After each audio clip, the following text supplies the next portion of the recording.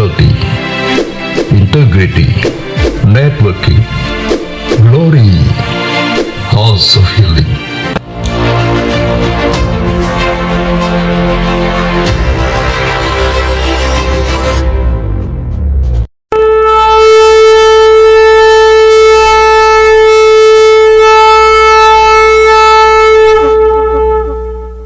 Apa yang dimaksud dengan Pentakosta ketiga? Pentakosta ketiga adalah pencurahan Roh Kudus yang dahsyat di zaman now, melebihi yang terjadi di Azusa Street. Pentakosta ketiga akan mengakibatkan penuaian jiwa yang terbesar dan yang terakhir sebelum Tuhan Yesus datang kembali. Pentakosta ketiga akan membangkitkan generasi Yeremia, yaitu anak-anak muda yang dipenuhi Roh Kudus, cinta mati-matian kepada Tuhan Yesus, tidak kompromi terhadap dosa, dan akan bergerak untuk memenangkan jiwa. Pentakosta ketiga lahir di Indonesia dan bergerak ke bangsa-bangsa.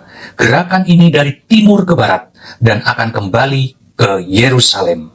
Pentakosta ketiga akan memberikan kuasa untuk menyelesaikan amanat agung, dan setelah itu Tuhan Yesus datang kembali.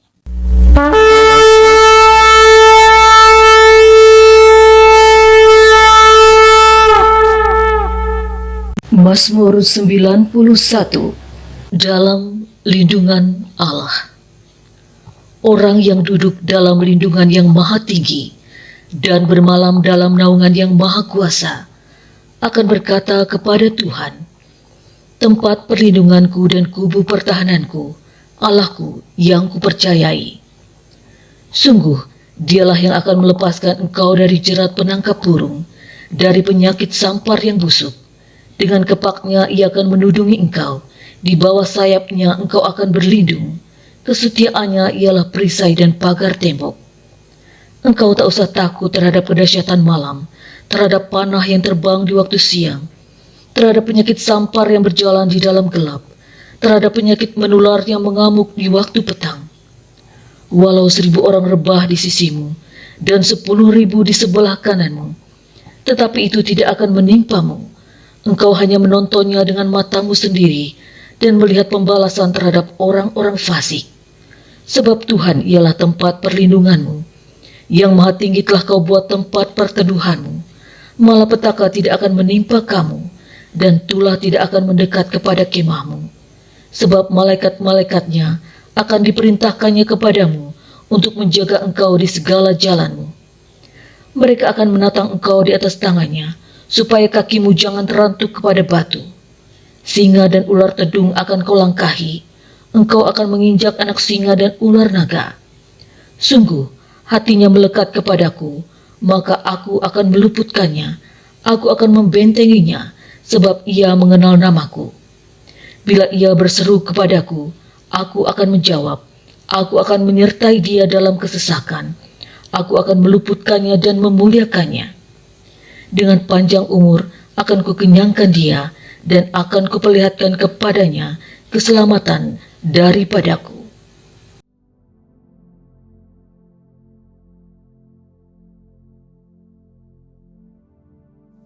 Shalom semuanya.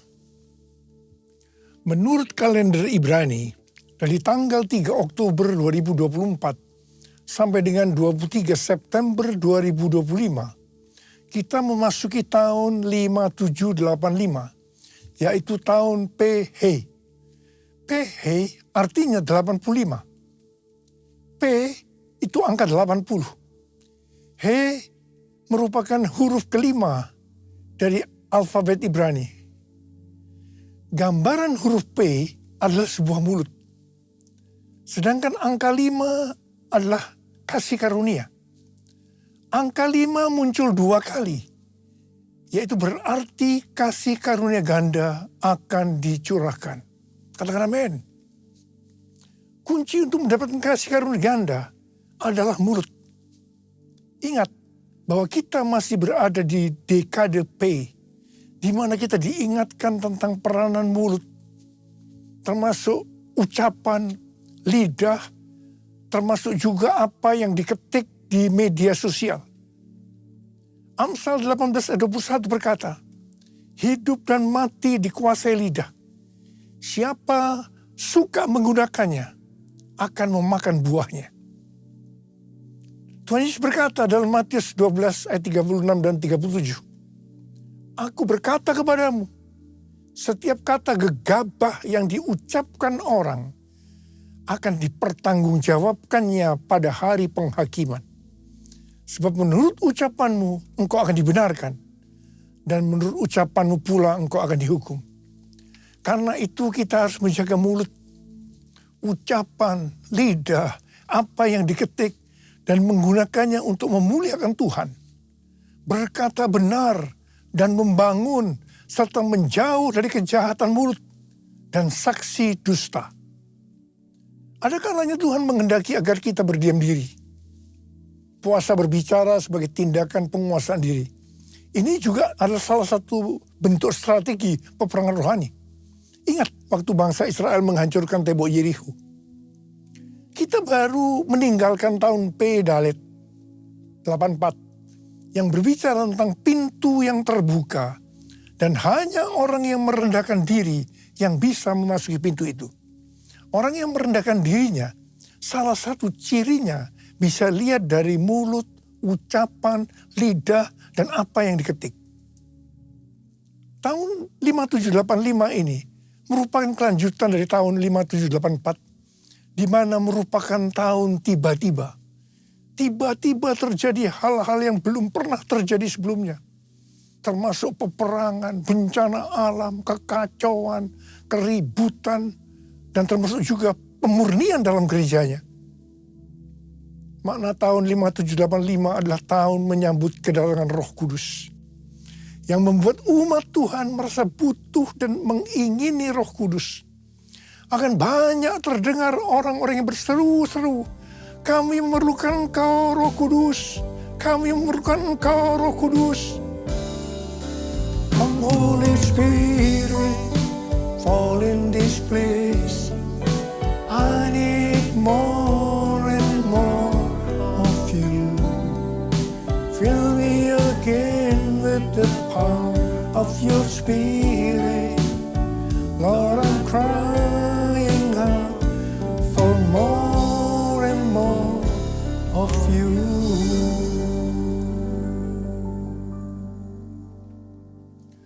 Setelah terjadi hal-hal yang dinubuatkan pada tahun 5784, maka sekarang kita melihat dan merasakan Roh Kudus dicurahkan luar biasa.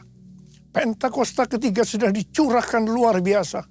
Harvest now, Jesus for everyone. Harvest now, Jesus for everyone. Gambaran kuno dari huruf He adalah seperti orang yang mengangkat tangan. Hari-hari ini akan banyak orang-orang yang mengangkat tangan untuk berdoa, memuji dan menyembah Tuhan.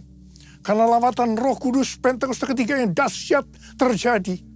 Ini kasih karunia ganda Tuhan. Makna angka 5, He, juga kita bisa lihat pada saat Tuhan Yesus memberkati 5 roti dan 2 ekor ikan untuk memberi makan 5.000 orang laki-laki. Juga dalam Kisah Para Rasul 3 dan 4, ketika Petrus dan Yohanes menyembuhkan orang yang sakit lumpuh sejak lahir. Dan setelah itu mereka memberitakan Injil. Maka jumlah orang yang menjadi percaya bertambah kira-kira 5.000 orang laki-laki. Angka 5.000 ini berbicara tentang penuaian jiwa yang besar. Penuaian jiwa yang terbesar dan yang terakhir sedang terjadi.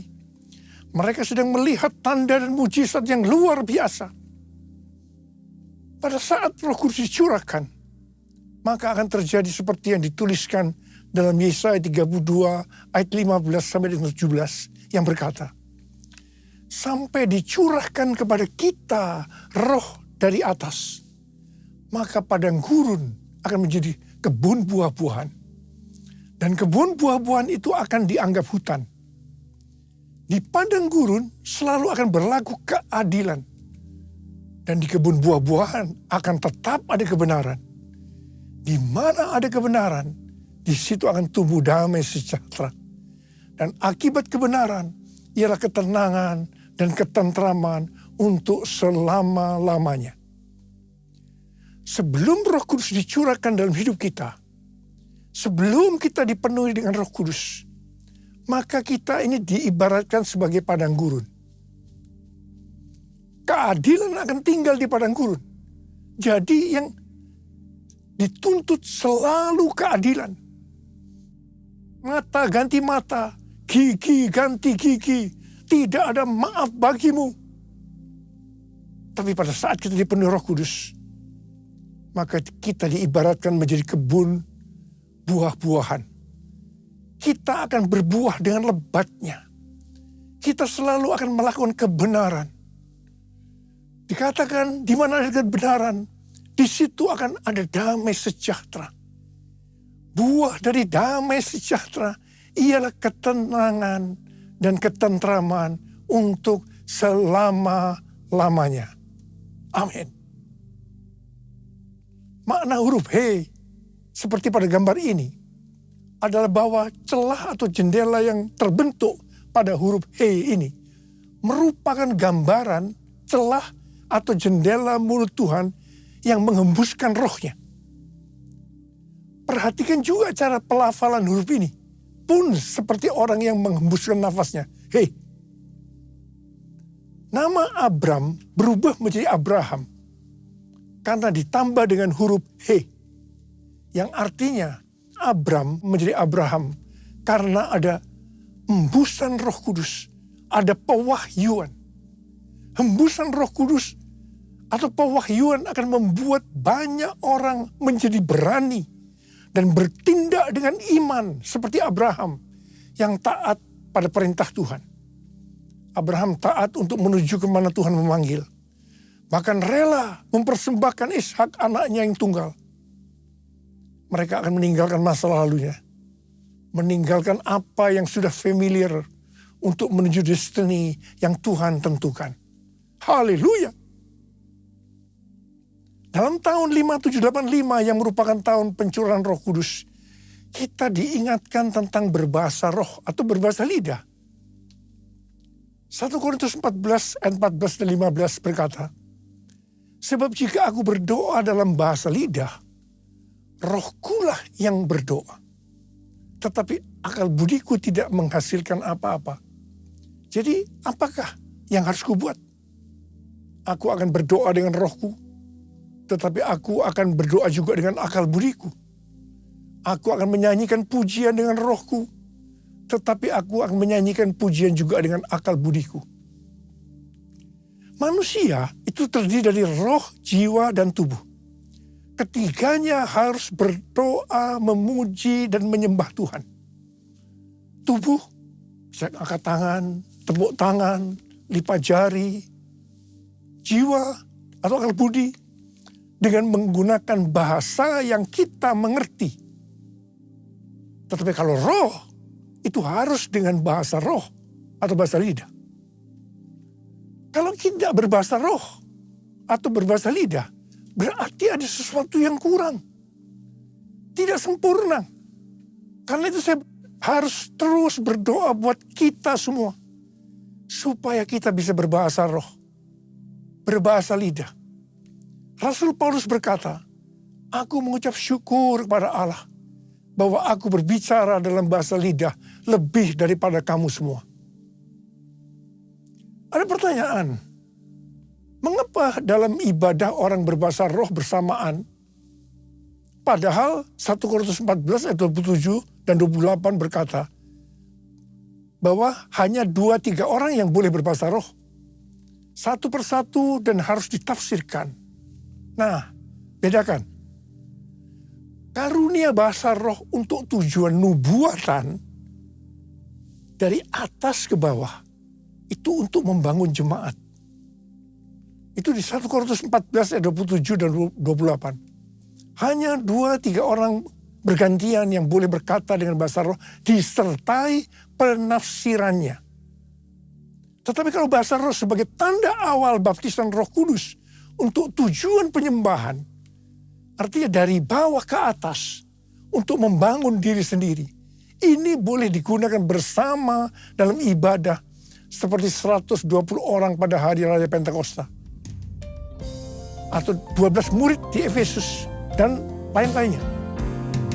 Kubuka hati untuk Roh-Mu Tuhan, kubuka hati menyembah-Mu Yesus. Jamahlah kami, penuhi kami dengan kuasa Allah Maha Tinggi.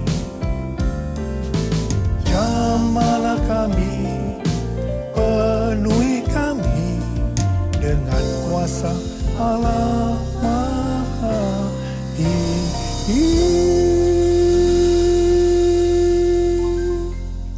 Memasuki tahun 5785 yang merupakan tahun pencurahan Roh Kudus dan tahun kasih karunia ganda, kita juga harus memandang harta atau kekayaan yang Tuhan berikan dengan hati-hati agar kita menyenangkan hati Tuhan. Sehubungan dengan berkat atau kekayaan yang Tuhan berikan kepada kita, maka teologi GBI bukan teologi kemakmuran atau teologi kemiskinan, teologi penderitaan, tetapi teologi penata layanan. Artinya harus seimbang dalam mengelola talenta atau kekayaan yang Tuhan berikan kepada kita. Jadi prinsip mengenai yang pertama, pandangan terhadap kekayaan. Teologi kemiskinan itu berkata dosa. Teologi kemakmuran berkata itu kebenaran. Tetapi teologi penata layanan berkata itu tanggung jawab. Hal yang kedua, saya bekerja untuk, menurut teologi kemiskinan, sekedar memenuhi kebutuhan. Tetapi teologi kemakmuran berkata ingin jadi kaya. Tapi teologi penata layanan itu untuk melayani Tuhan. Orang berdosa, menurut teologi kemiskinan, itu adalah orang kaya. Tapi menurut teologi kemakmuran, itu orang miskin. Tetapi teologi penata layanan adalah orang yang tidak setia. Itu adalah orang yang berdosa. Kemudian yang keempat, saya memberi karena yang pertama, menurut teologi kemiskinan, kewajiban. Tapi teologi kemakmuran berkata, untuk mendapat sesuatu nantinya. Tetapi teologi penata layanan, saya memberi karena mengasihi Tuhan. Dalam hal pemakaian uang, yang kelima, teologi kemiskinan diliputi rasa takut dan terpaksa. Tetapi yang menganut teologi kemakmuran tidak hati-hati dan konsumtif, boros. Tetapi teologi penata layanan, mereka berdoa dan bertanggung jawab. Dari tabel ini, maka ada beberapa hal yang harus diperhatikan. Yang pertama, Amsal 28 ayat 20 berkata, orang yang dapat dipercaya mendapat banyak berkat. Tetapi orang yang ingin cepat kaya tidak akan luput dari hukuman. 1 Timotius 6 ayat 9 dan 10 berkata, namun mereka yang ingin kaya terjatuh ke dalam pencobaan, ke dalam jerat, dan ke dalam berbagai nafsu yang hampa dan mencelakakan, yang menenggelamkan manusia ke dalam keruntuhan dan kebinasaan. Sebab akar segala kejahatan ialah cinta uang. Dan karena memburu uanglah beberapa orang telah menyimpang dari iman dan menyiksa dirinya dengan berbagai duka. Ada seorang muda yang kaya datang kepada Tuhan Yesus dan berkata, Guru, perbuatan baik apakah yang harus ku perbuat untuk memperoleh hidup yang kekal? Tuhan Yesus menjawab, jikalau engkau ingin masuk ke dalam hidup, turutilah segala perintah Allah. Perintah yang mana? Jangan membunuh, jangan berzina, jangan mencuri, jangan mengucapkan saksi dusta, hormatilah ayahmu dan ibumu, dan kasihilah sesamamu manusia seperti dirimu sendiri. Jawab orang muda itu, semua telah kuturuti, apalagi yang masih kurang? Yesus berkata, jikalau engkau hendak sempurna, pergilah, juallah apa yang kau miliki, dan berikanlah itu kepada orang-orang miskin, dan engkau akan memiliki harta di sorga. Kemudian datang kemari, dan ikutlah aku. Mendengar perkataan itu, pergilah orang muda yang kaya itu dengan sedih, sebab hartanya banyak. Yesus berkata kepada murid-muridnya, sukar sekali orang kaya masuk ke dalam kerajaan sorga. Lebih mudah seekor unta melewati lubang jarum daripada orang kaya masuk ke dalam kerajaan Allah. Mendengar itu murid-muridnya gempar, tercengang dan berkata, jika demikian, siapakah yang dapat diselamatkan? Yesus berkata, bagi manusia hal ini tidak mungkin, tetapi bagi Allah segala sesuatu mungkin. Untuk bisa masuk kerajaan Allah, maka kita harus mengasihi Tuhan Yesus, Allah kita, dengan segenap hati, dengan segenap jiwa, dan dengan segenap akal budi, dan mengasihi sesama manusia seperti diri kita sendiri. Nah, orang muda yang kaya gagal mengasihi Tuhan Allah kita dengan segenap hati, jiwa, dan akal budi, karena hartanya banyak. Mazmur 62 ayat 11b berkata, apabila harta makin bertambah, janganlah hatimu melekat padanya. Jadi supaya hati kita tidak lekat pada harta, maka kita harus memberi. Alasannya karena mengasihi Tuhan, tidak yang lain-lain. 1 Timotius 6 ayat 17 dan 19 berkata, peringatkanlah orang-orang kaya di dunia ini, agar mereka jangan tinggi hati, dan jangan berharap pada sesuatu yang tak tentu seperti kekayaan, melainkan pada Allah yang dalam kekayaannya memberikan kepada kita segala sesuatu untuk dinikmati. Peringatkanlah agar mereka itu berbuat baik, menjadi kaya dalam perbuatan baik, suka memberi dan membagi. Dengan demikian, mereka mengumpulkan suatu harta sebagai dasar yang baik bagi dirinya di waktu yang akan datang untuk mencapai hidup yang sebenarnya. Saudara, kalau kita melihat ini, orang kaya masuk surga oleh karena mengikuti ayat ini. Sesuai dengan ayat tadi, kita melihat bahwa orang kaya bisa masuk surga.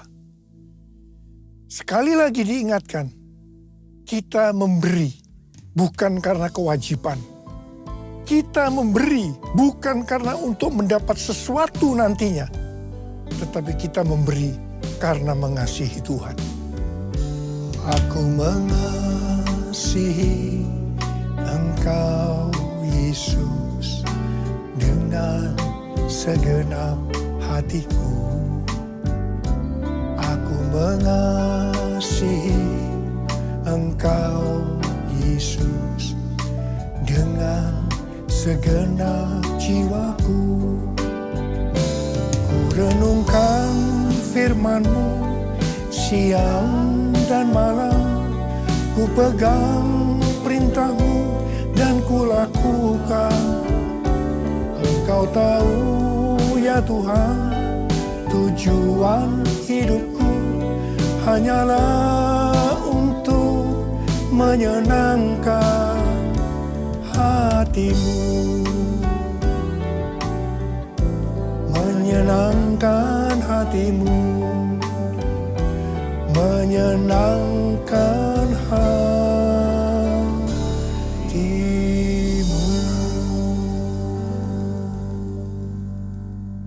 Tahun 5785 PH merupakan kelanjutan dari tahun 5784 P Dalet. Dalet atau angka 4 digambarkan sebagai pintu yang terbuka. Juga digambarkan seseorang dengan posisi yang membungkuk, menunduk, yang melambangkan kerendahan hati. Jadi hanya bagi orang yang rendah hati, pintu itu terbuka. Tahun 5785 PH adalah tahun kasih karunia ganda. Hanya bagi orang yang rendah hati, Tuhan akan membukakan pintu untuk mendapat kasih karunia ganda. Orang-orang congkak, sombong, tinggi hati tidak akan mengalami kasih karunia ganda. Peringatan kepada orang-orang yang sombong. Yang pertama, Allah menentang orang yang congkak, tetapi mengasihi orang yang rendah hati. Ini ada di 2 ayat. Yakobus 4 ayat 6 dan 1 Petrus 5 ayat 5. Jadi ini berarti suatu peringatan yang sangat serius. Yang kedua, Amsal 16 ayat 5 berkata, setiap orang yang tinggi hati adalah kekejian bagi Tuhan. Sungguh, ia tidak akan luput dari hukuman. Yang ketiga, Amsal 16 ayat 18 berkata, kecongkakan mendahului kehancuran dan tinggi hati mendahului kejatuhan. Hari-hari ini kita sedang memasuki tahun yang baru. Tahun 5785 PH yang merupakan kelanjutan dari P Dalet. Saudara, saya percaya peringatan tentang kita harus rendah hati itu sangat kuat. Sekali lagi, Tuhan sangat menentang orang congkak. Saya mau berdoa buat saudara. Mari kita semua di hadapan Tuhan. Mungkin selama ini tanah gersang, sehingga kesombongan muncul, padang gurun. Tapi mari kita sekarang angkat tangan kita. Kita katakan, kita minta, ini tahun Roh Kudus. Ini tahun pencurahan Roh Kudus. Mari, angkat tangan kita di hadapan Tuhan. Nyanyikan bersama saya. Curahkan Tuhanku hujan Roh-Mu,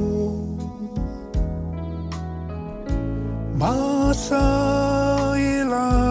sekarang tanah gersang. Jesus, telah lama ku nanti, berikan kini, lalu ku bersujud menyembah-Mu. Mari angkat tangan kita. Uriya la la wasyara la bala bala bala bala bala bala bala. Ora la bala bala bala bala. Oh ya la la bala bala bala bala bala bala bala bala. Tuhan, curahkan Roh-Mu. Curahkan Roh-Mu ya Tuhan, curahkan Roh-Mu. Biarlah padang gurun ini menjadi kebun buah-buahan. Kami yang congkak, ampuni, ampuni kami Tuhan. Ampuni ya Tuhan. Buatlah kami menjadi rendah hati. Curahkan Roh-Mu, kami akan menerima Roh Kudus lebih lagi. Roh Kudus lebih lagi. Terima, terima, terima, terima, terima, terima, terima. Telah lama ku nanti, berikan kini, lalu ku bersujud menyembah-Mu.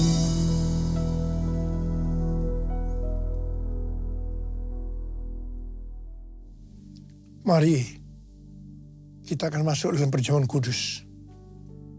Kita akan mengingat ayat ini. Sebab setiap kali kamu makan roti ini dan minum cawan ini, kamu memberitakan kematian Tuhan sampai Ia datang. Perjamuan kudus adalah perjamuan Tuhan Yesus sendiri. Setiap kali kita masuk dalam perjamuan kudus, Tuhan Yesus selalu berkata demikian. Biarlah ini menjadi peringatan akan daku. Karena itu mari, arahkan hati kita kepada kebaikan Tuhan. Kita akan mengingat kebaikan Tuhan. Mari tundukkan kepala. Bapa, siapakah kami sebelum kami mengenal Engkau? Kami semua orang berdosa. Upah dosa adalah maut, mati. Tapi Engkau yang tidak berdosa telah dijadikan dosa oleh karena kami. Engkau harus turun dari sorga mulia, mati ganti kami dengan penderitaan yang luar biasa. Sungguh kalau kami memikirkan betapa baiknya Engkau Tuhan, Engkau jadikan kami sebagai anak-anak-Mu. Engkau tuntun, Engkau bela, Engkau berkati, Engkau lindungi kami. Engkau juga tegur kalau kami salah. Itu Engkau ya Aba. Itu Engkau ya Aba. Kita akan diberkati Tuhan melalui perjamuan kudus. Tapi Tuhan mau kita makan dan minum dengan cara yang benar. Karena itu masing-masing berdoa. Introspeksi. Lihat keadaan diri masing-masing. Jangan menyimpan dosa. Kalau ada dosa yang Tuhan ingatkan saat ini, langsung minta ampun. Langsung minta ampun, ampuni saya Tuhan. Ampuni saya Tuhan, ampuni. Kau melihat anak-anak-Mu ya Tuhan, sedang minta ampun pada Tuhan. Layakkan kami untuk masuk dalam perjamuan kudus. Bapa terima kasih. Bapa terima kasih. Kami akan masuk dalam perjamuan kudus dengan hati yang penuh ucapan syukur. Dalam nama Yesus kami berdoa. Amin. Sekarang mari angkat roti di tangan kita tinggi-tinggi. Sebab apa yang telah kuteruskan kepadamu telah aku terima dari Tuhan. Yaitu bahwa Tuhan Yesus pada malam waktu ia diserahkan mengambil roti dan sesudah itu ia mengucap syukur atasnya. Dia memecah-mecahkannya dan berkata, inilah tubuhku yang diserahkan bagi kamu. Perbuatlah ini menjadi peringatan akan aku. Sudah dikasih Tuhan, bukankah roti yang kita pecah-pecahkan ini adalah persekutuan kita dengan tubuh Kristus. Mari kita makan dalam nama Yesus.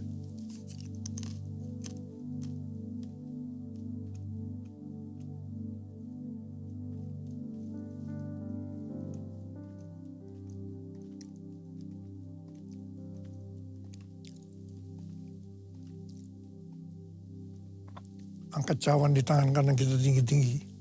Demikian juga yang mengambil cawan sesudah makan lalu berkata, cawan ini adalah perjanjian baru yang diterangkan oleh darahku.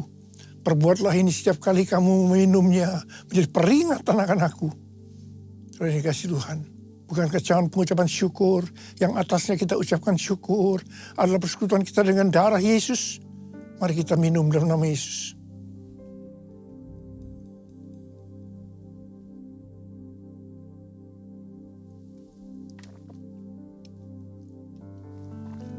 Ucapkan syukur dan terima kasih dengan suara.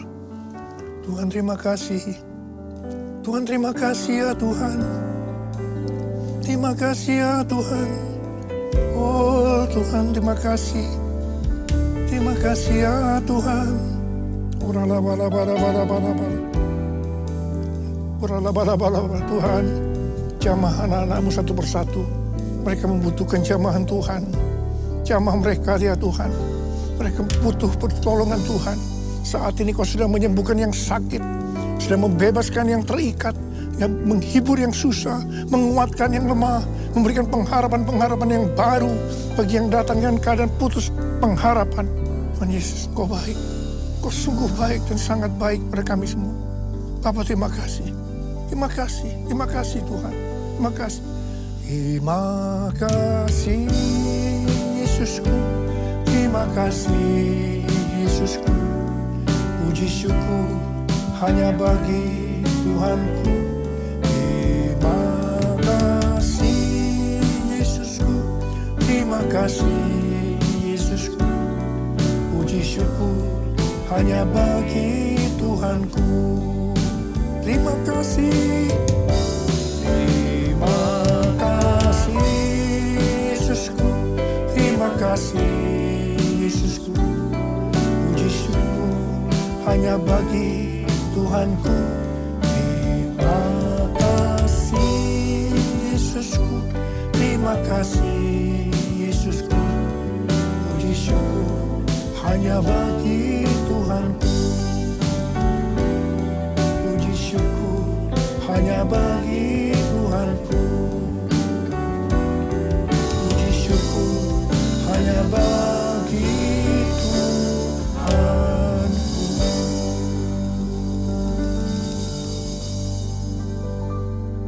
terimalah berkat Tuhan. Kasih karunia berlimpah-limpah daripada Allah Bapa dalam anak yang tunggal Yesus Kristus. Persekutuan yang manis dengan Roh Kudus menyertai kita semua mulai hari ini. Sampai Tuhan Yesus datang menjemput kita di awan-awan. Dan bahkan sampai selama-lamanya. Yang percaya bersama-sama katakan, Amin.